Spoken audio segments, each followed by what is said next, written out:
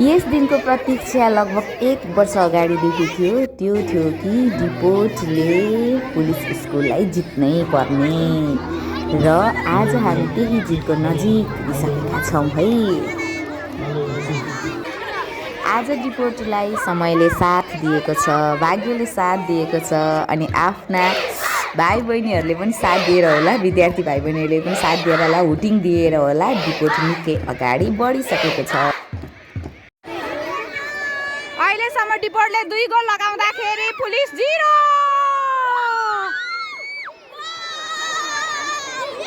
हजुर, तपाईँले अहिले सुन्नुभएको कुरा एकदमै सत्य हो। डिपोटले पुलिस स्कुललाई जितिसकेको छ। जितेर हाम्रा खेलाडी भाइहरू खुसीले चौरको वरपर चाहिँ दौडिने काम सुरु भइसकेको छ। हामी धेरै नै खुसी छौँ।